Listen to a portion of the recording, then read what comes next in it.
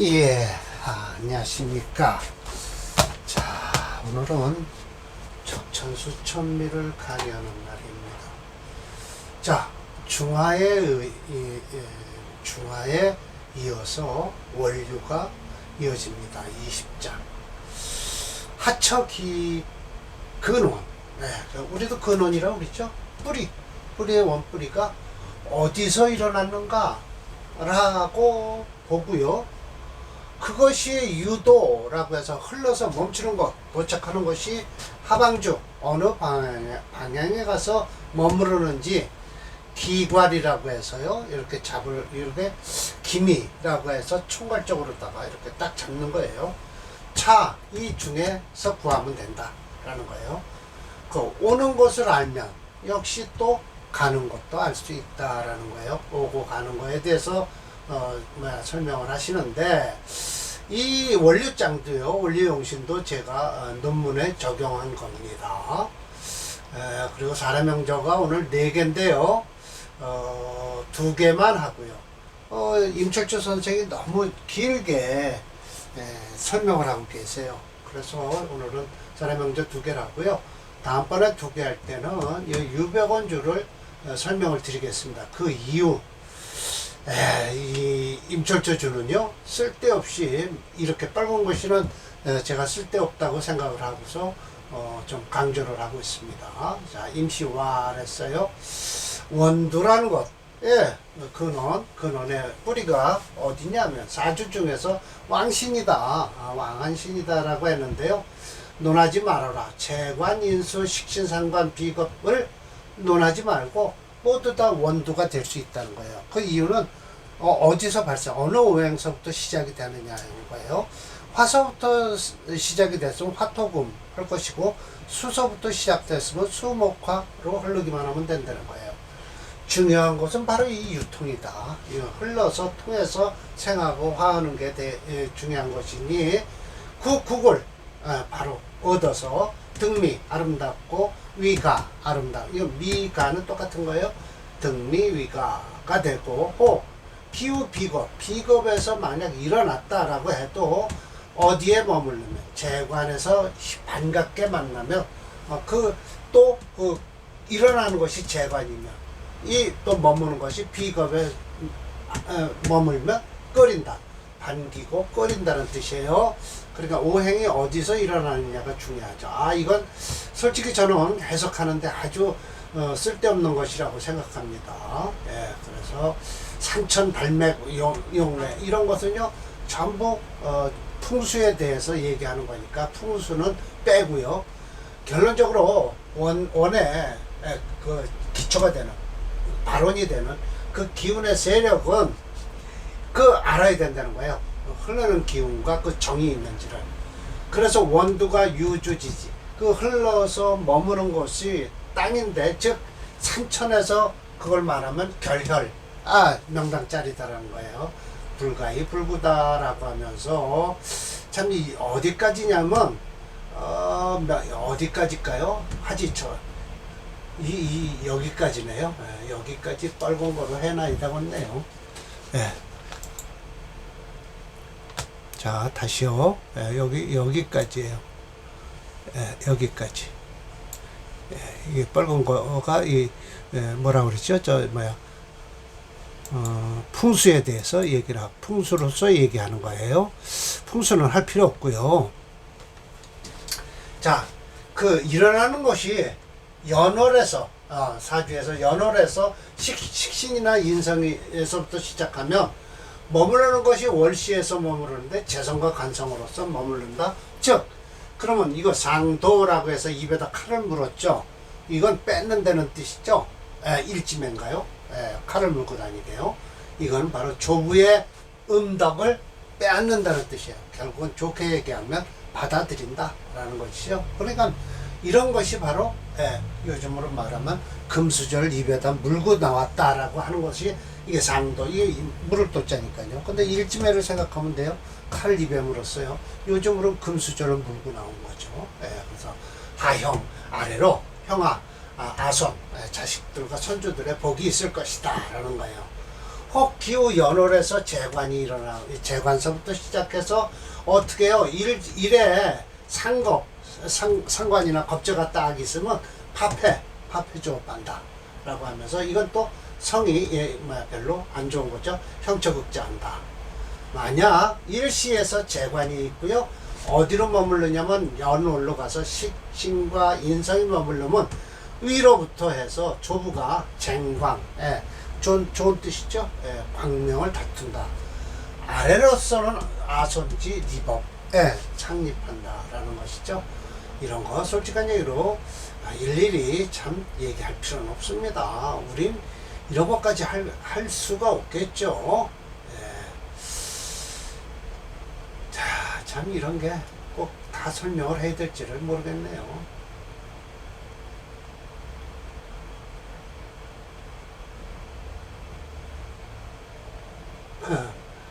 참 그러네요. 어떻게 설명을 드려야 될지 참, 참 너무 설명이 길죠.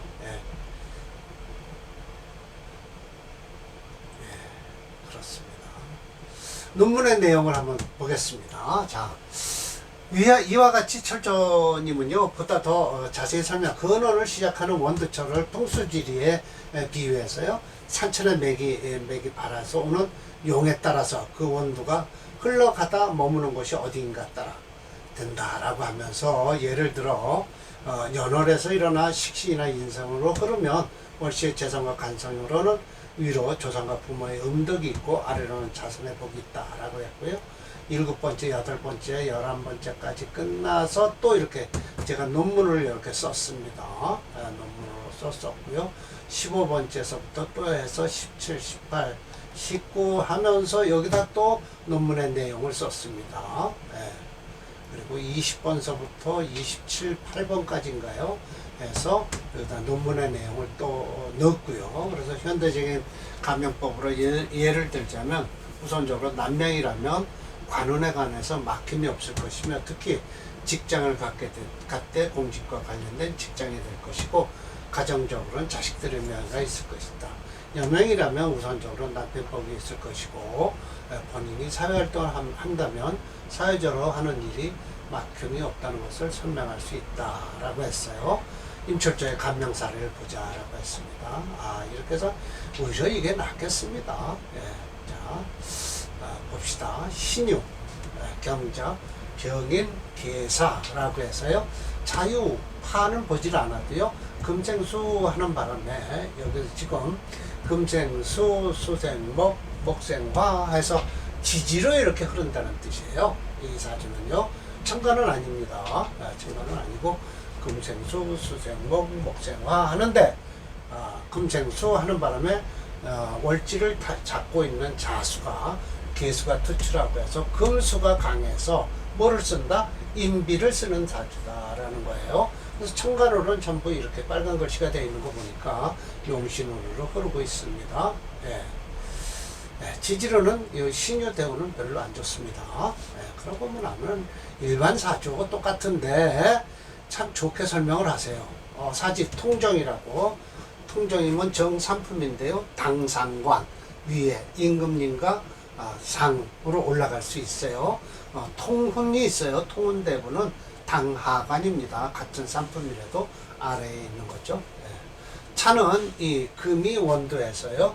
지류, 인목, 인수, 생신하고 있죠. 그래서 갱묘, 사시라, 등록, 녹을 얻은 거예요. 그러니까 목화를 쓰는 사주예요. 자, 목화를 쓰는 사주인데 대운이요. 천간으로는 그래도 목화를 흐르고 있죠. 목화로. 그러나 지지는 신유대, 유대운과 신대운은 안 좋고요. 남명이에요. 음년생이니까 대운이 역으로 흐르죠. 그래서 미오사까지 해서요. 모군이 되면 또 괜찮습니다. 괜찮은 거예요.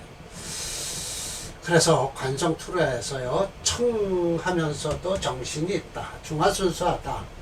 기초 역시 일어난 것도 역시 아름답다라고 해서 금은 별로 아름답지 않습니다. 돌아가는 국이 아름답죠. 화로 끝났으니까요. 살인 출신으로서 사지 통정이 되었다. 일생무험이다. 참 험함이 없다네요. 명리쌍이하다. 우린 일반적인 사주인데요. 누차 얘기하지만 옛날 사주를 보는 것은요, 직업이 4개뿐이 없죠. 4개뿐이 없어서 산업공상 중에서 이렇게 벼슬을 통정까지 한 사람들의 벼슬도 뭐 그렇게 썩 좋진 않다, 사주가. 그냥 금생수, 수생목, 목생화하고는 있어요. 대운이 천간으로는 이렇게 흐르는데, 이 병정화가 들어올 때 이 개수가 가만히 있겠냐고요? 좀 건드리죠. 근데 일생무험하다. 그러니까 허물이 없었다라고 하네요. 썩 그렇게 일반적인 사주입니다. 연주가 신유로서 금기운이 강하고요. 자월에 인일에 금생수, 수생목, 일주 병화까지 해서요. 흐른다라고 하죠. 위로 치고 올라간 거예요. 일병원의 원주는 다음번에 강의하면서 제가 일병원의 원주를 설명을 드릴게요. 자, 수가 5.1이네요. 금이 2.9고요. 토는 없습니다. 그래서 수체 토화 용조에서 토가 없으니까 못 쓰고요. 화목 용조가 되겠죠. 이게 제가 논문을 쓴 겁니다. 원류용신하고요, 중화용신 그런 장에서 다 썼습니다. 자, 122번이에요. 네, 이렇습니다. 그냥 대운이 하얗네요. 참, 이 유금이 들어오면요, 이렇게 썩 좋은 건 안 됩니다. 신금도 그렇고요. 여기까지네요. 임진대운이 되면 이 사주는 불행하게 되겠죠. 자, 다음 사주는요, 참 껄끄럽게 제가 생각하는 사주인데요. 이 사주를 제가 자세히 좀 설명을 드릴게요. 자, 이 사주입니다. 천천히 보십시오. 철저 선생님께서는 이 사주를요, 용신을 무엇이다 라고 설명을 안 하셨어요. 그리고 어떻게 했냐, 원두가 화서부터 시작한다는 거예요. 그래서 도대체, 그래서 유지 수방을 해서 갱묘 월시가 좋다는 거예요. 양화 지원했다. 그래서 월시의 양화가 무엇일까 했더니 사화가 있고요, 이 병화가 있는 거예요. 그러고 나서 가만히 보니까 어떻게 흐르는지를 찾을 수가 없는 거예요. 그런데 이렇게 찾으니까 되더라고요. 화생토, 토생금, 금생수로 해서 끝이 나고요. 그리고 여기서 화생토, 토생금까지 되는 거예요. 이렇게 와도 되고요.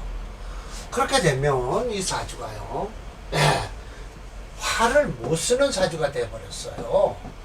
이거 사축 금국을 이루고 있고요. 신진 수국을 이뤄요. 이건 자수가 빠지고요. 여기 유금이 빠진 것으로서 반합이 된 거예요. 반합. 그런데 금이 될 수밖에 없는 이유는 여기 신금이 이렇게 이렇게 앉아 있고요. 개수가 눌러주고요. 그래서 이 사주는 결국은 금수를 용신으로 하는구나 라고 생각할 수밖에 없습니다. 그런데 프로그램에서는 사실은 이게 화가체가 됐어요. 참, 그래서 저도 어떻게 이걸 여러분들하고 설명을 드릴까라고 하다가 할 수 없이 제 나름대로 생각해서 글을 써놨습니다. 일단 철저 선생 말씀을 들어볼게요. 차는 화로부터 원두가 돼서 유지 수방을 했다는 거예요. 수방. 여기 끝났다는 거죠. 갱묘 월시에서 양화가, 월과 시에서 양화가 원두다라는 거예요. 개등 유통이 됐다는 거예요. 그래서 자, 유통이 여기서 갈 수도 없는데 이리 갈 수도 없고 어떻게 갈 데가 없더라고요. 여기는 물론 이렇게 해서 와갖고 일로 못 가죠. 토생수를 하는 일은 없으니까요. 이건 합도 되지를 못합니다. 무게합화가 되질 않아요. 그래서 금수에서 귀국을 잃었다는 거예요. 그럼 금수에서 귀국을 잃었으면 금수를 쓰겠다는 소리하고 똑같잖아요. 소위 부유백만이라는 거예요. 귀지 이품이고요. 일생 동안 험함을 밟았어도 마치 이거 오랑캐 이자 아닙니다. 편안할 이자입니다. 소위 좋은 말만 써놨어요. 경성경운, 앙중길지 공향, 화찬금조, 군 오복지 병진이라고 해서 아주 좋은 소리들만 써놨거든요. 좋다라고 설명을 드릴게요. 물론 제가 설명을 드려도 좋은 뜻으로밖에 설명을 못 드릴 수밖에 없네요. 안 드릴 수밖에 없네요. 예, 그래서 이걸 사주를 보면 참 그러네요. 그래서 또 용신을 언급하지 않았어요. 이 명절을 설명을 듣지 않고 보면 일단 이 명절은 연거월이 하나의 그룹을 이루었고요. 일과 시가 하나의 그룹을 이루었어요.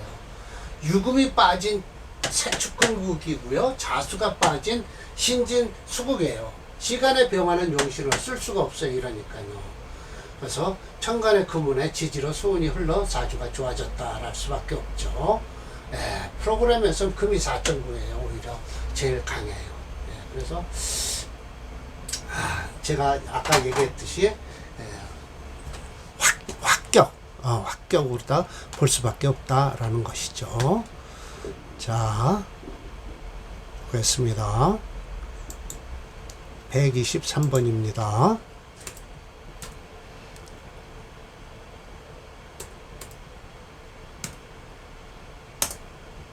예, 여기서 이 프로그램에서는 화채라고 나와요. 근데 화채가 될 수가 없어요. 그러면 수금용조니까 이 대운이 좋죠. 그럼 저는 프로그램을 믿지 않고요. 이렇게 해서 사축 금국을 이루고요. 이렇게 한 그룹을 이루었다라고 볼 수밖에 없습니다. 그러던 저러던 금수가 용신일 수밖에 없는 것 같습니다. 예, 그렇습니다. 오늘은 어떻게 사주의 설명이 좀 애매모호하네요. 자, 오늘 강의 마치겠습니다.